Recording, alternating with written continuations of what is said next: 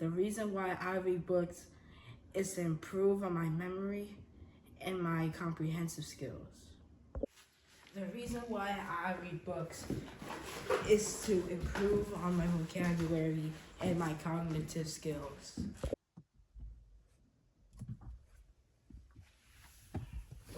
The reason why I read books is to improve on my communication, knowledge, and understanding. The reason why I read books is simple. My parents just want me to have a good education. Now join me as I read another book. Hello, it's Joshua Llewellyn. Today we're going to continue reading To Kill a Mockingbird by Harper Lee. But before we read, make sure to hit that like and subscribe button.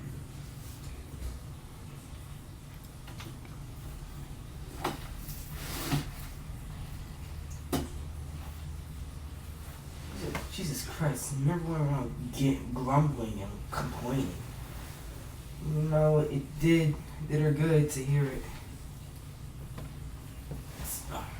Excuse me, ladies. Alexandra, could you come to the kitchen for a minute? I want to borrow Calprina for a while.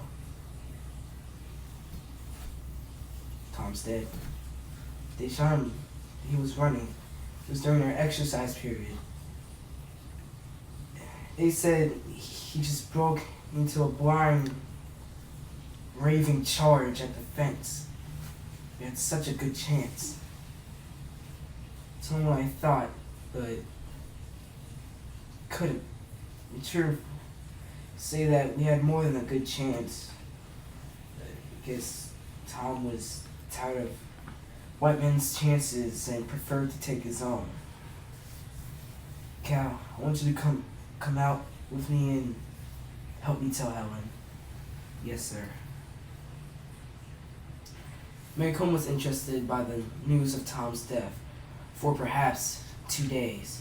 2 days was enough for the information to spread through the country. Did you hear about? No. Well, they say he was running fit to beat lightning. To Maycomb, Tom's death was typical of a, no, I'm not saying that. To cut and run. Typical of a, again, coward person mentality, to have no plan, no thought for the future, just run blind the first chance he saw. But there was also an editorial in the Maycomb Tribune. Mr. B.B. Underwood was at his most bitter. He simply figured it was a sin to kill criminals. And he likened Tom's death to the senseless slaughter of songbirds by hunters and children. Atticus had used every tool available to free men to save Tom Robinson. But in the secret courts, men's hearts, Atticus had no case. Tom was a dead man the minute Mayella Ewell opened her mouth and screamed.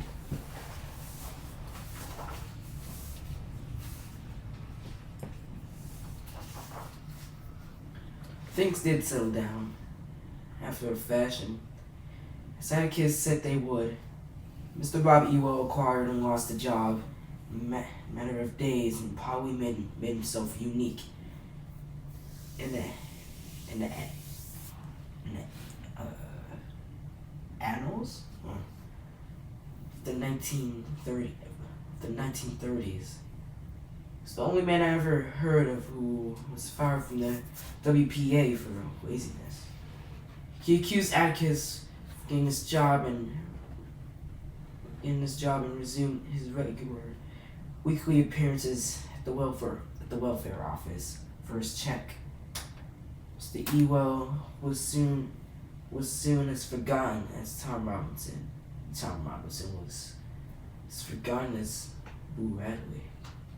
Radley Place had ceased to terrify me, but no less gloomy, no less chilly under its great oaks, and no less uninviting, and no less uninviting. But nobody bothers them tonight. Scary place though, ain't it? Who doesn't mean anybody any harm, but I'm right. I'm glad you're along. You know Atticus. Won't let you go to the schoolhouse by yourself. Ain't you scared of Hanks? What was that old thing? Angel Bright, life and death. Get off the road. Don't suck my breath. Hank's hot streams, incantations, secret signs have vanished for years as mist with sunrise. God almighty. Thought you'd be coming along this way. What are you doing way out here by yourself, boy? Ain't you scared of Boo Radley? My parents drove me to the school. Say, Cecil, ain't you a cow tonight? To mark Halloween, Mrs. Merriweather had composed an original pageant to be held in a high school auditorium entitled Macomb County Ad Astra per Aspera. And I was to be a ham. She thought it would be adorable if some children were costumed to represent the county's agricultural products. Cecil Jacobs would be dressed up to look like a cow. Agnes Boone would make a lovely butterbean. Another child would be a peanut. And on down the line until Mrs. Merriweather's imagination and the supply of children were exhausted. Mrs. Crenshaw, the local seamstress, did a fine job. Jem and I looked exactly like a ham, with legs. There were several discomforts, though. It was hot. It was a close fit. If my nose itched, I couldn't scratch it. And once inside, I could not get out of it alone. You alright in there, Scout? You sound so far off. Like you was on the other side of the hill. You don't sound any nearer. Macomb County, I'm not saying that again. That means from the mud to the stars. The bass drum went boom every sentence Mrs. Merriweather uttered. She chanted mournfully about our county being older than the state, and gave a 30-minute description of Colonel Macomb's exploits. They said later that she was putting her all into the grand finale. She had crooned "Pork" with confidence, and born of pine trees and butter beans entering on cue.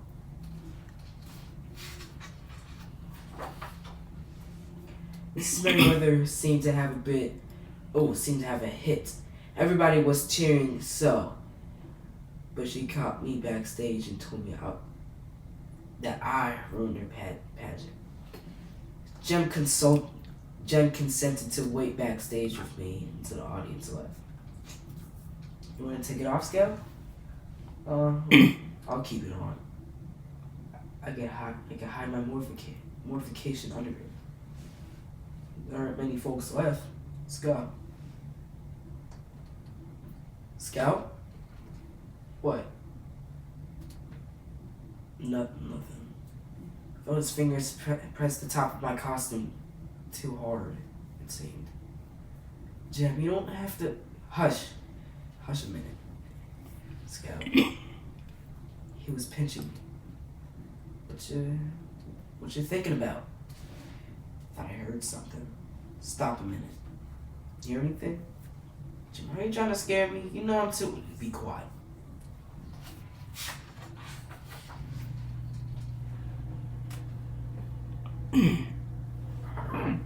Heard old dog just then. It's not that. Here. I heard it when he was walking around. But stop. I'm here. It's just old Cecil. Just don't want him to think we're hurt. You reckon we ought to sing, Jen? No. Be real quiet again, Scout. Run, Scout, run.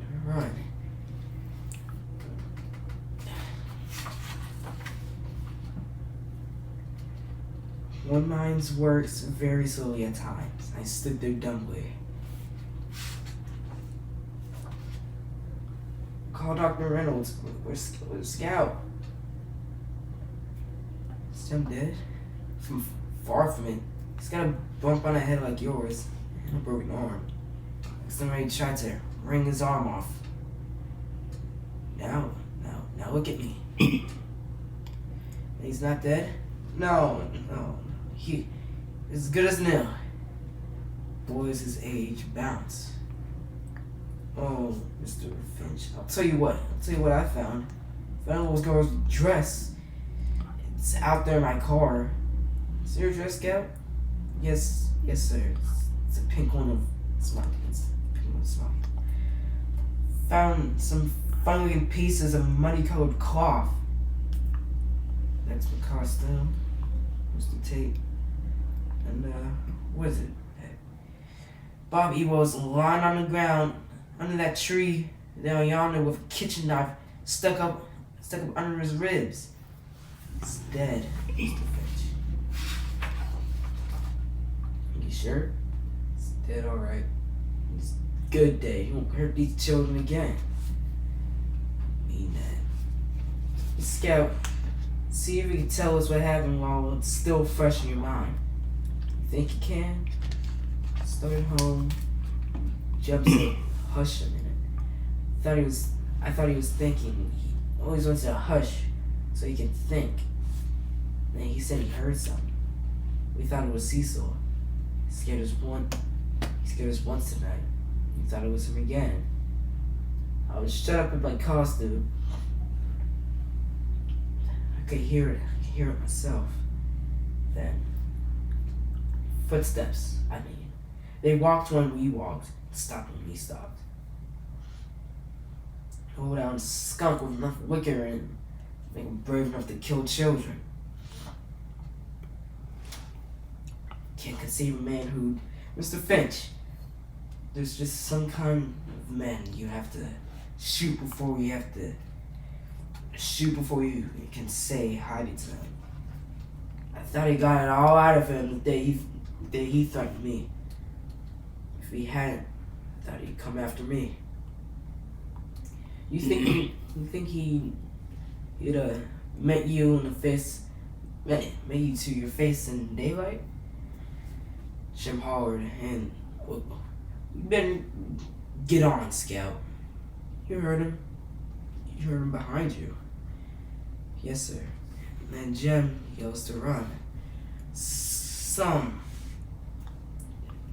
Mr. Ewell yanked him down, and I reckon we tussled some more, and then there's this funny noise.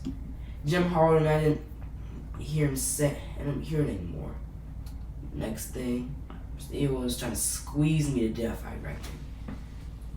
And somebody yanked Mr. Ewell down. Jim must have gone up, but I guess, but that's all I know. And then someone was staggering around, panting, coughing, fit to die. Thought Atticus had come to help us and had got wore out. Who was it? Why, there he is, Mr. Tate. He can tell you his name.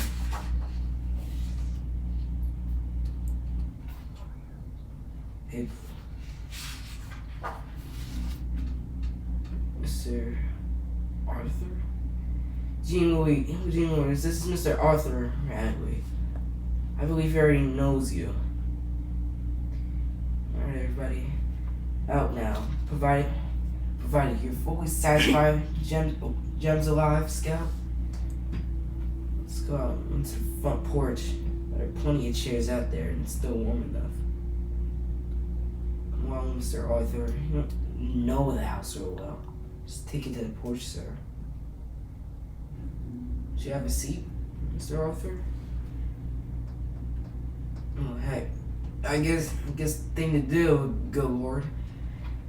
I'm losing my memory. Jem's not quite 13. No, he's already 13. Can't remember anyway. Come out before county court. What will, Mr. Finch? Of course, it was a clear-cut self-defense, but I have to go to the office and hunt up Mr. Finch. Hold on. You think Jem killed Bob Ewell? You heard what Scout said? No doubt about it. She said Jem got up and yanked him off her. Probably still got hold of Ewell's knife somehow in the dark. Mr. Finch, Jem never stabbed Bob Ewell. Heck, it was mighty kind of you. I know you're doing it from that good heart of yours, but nobody's hushing this up. I don't live that way. I don't want my boy starting out with something like this over his head. I don't want him growing up with a whisper about him. I don't want anybody saying Jem Finch. His daddy paid a mint to get him out of that. Mr. Finch, Bob Ewell fell on his knife. He killed himself. Heck, if this thing's hushed up, it'd be a simple denial to Jem the way I tried to raise him. Bob Ewell fell on his knife. I can prove it. Hey, can't you even try to see it my way? Jem and Scout know what happened. If they hear me saying downtown something different happened, heck, I don't have them anymore. He flung Jem down. He stumbled over a rock under that tree, and look, I can show you. I won't have it. God dang it. I'm not thinking of it, Jem. I'm not thinking of Jem.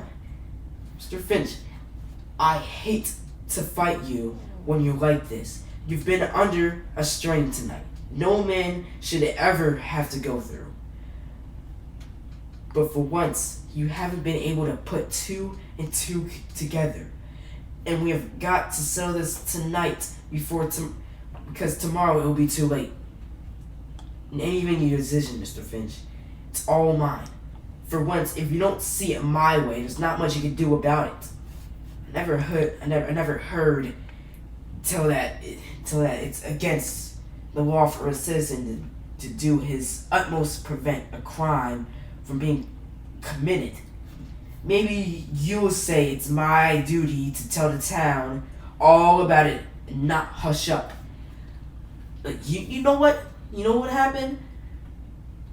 You know what happened then? All the ladies in Maycomb, including my wife, to be knocking down his door, bringing the angel food cakes. To my way of thinking, Mr. Finch, taking one man who's down, who's done you and this town a great service, and dragging him with his shy ways into the limelight. To me, that's a sin. And if it was any other man, it'd be different. But not this man, Mr. Finch. I may not be much, Mr. Finch, but I'm still Sheriff of Maycomb County. And Bob Ewell fell on his knife. Good night, sir. Scout, the Ewell fell on his knife. Can you possibly understand? Yes, sir, I understand. Mr. Tate was right. What do you mean? Oh, be sort of like shooting a mockingbird. Thank you for my children, Arthur. You'd like to say goodnight to Jem? Wouldn't you, Mr. Arthur? Still asleep. Dr. Reynolds gave him a heavy sedative. Jean Louise, see your father still in the living room? Yes, ma'am. I think so. I'll just go speak to him. A minute. Can't pet him. You can pet him. He's still asleep. You couldn't if he was awake. Though he wouldn't let you.